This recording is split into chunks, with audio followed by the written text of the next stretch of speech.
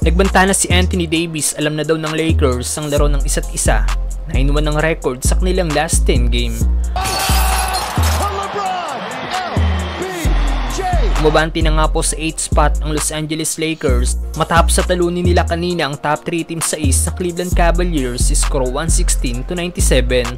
Ito ang unang pagkakataon since December 29 na nag-move ulit ang team sa 8th spot. Nung una nga po si D'Lo na may 28 points, 5 rebounds sa 2 assists. May 24 points, 5 rebounds sa 12 assists naman si LBJ.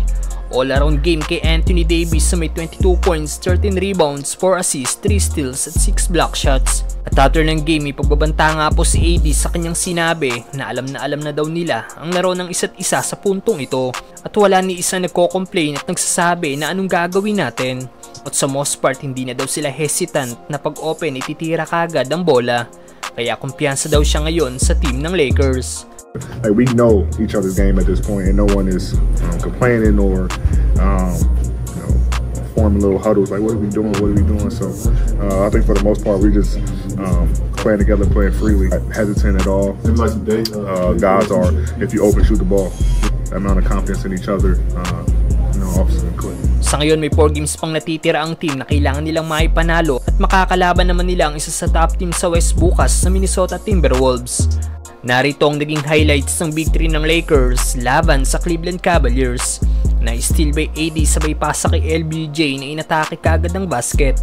And 1 para sa all-time scoring leader. Grabe naman ang ginawang 200 dunk ni LeBron mula sa lob pass ni Austin Reeves. Hindi naman napigilan ng big man ng Cubs si Jarrett Allen ng ginawang turnaround jumper ni Anthony Davis. Hiyawan naman ng mga Lakers fans sa arena matapos ang step back 3-point shot na ginawa ni D'Lo. Pinagchatcha naman ni LBJ si Marcus Morris Sr. at ginawan lang ng layup ng all-time scoring leader.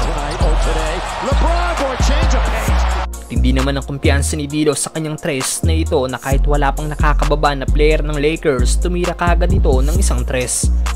3 Cubs player naman ang na-attract ni LBJ na iwan tuloy si AD na open na gumawa ng one-handed dunk.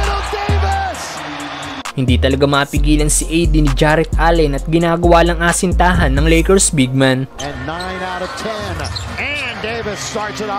Nating batnet din ang long 3-point shot ni D'Angelo Russell. Napatitig na lang din ang mga Cubs player sa ginawang 200 dunk ni LBJ mula sa assist ni Anthony Davis. Ano masasabi nyo sa laro ng Lakers ngayon mga brother?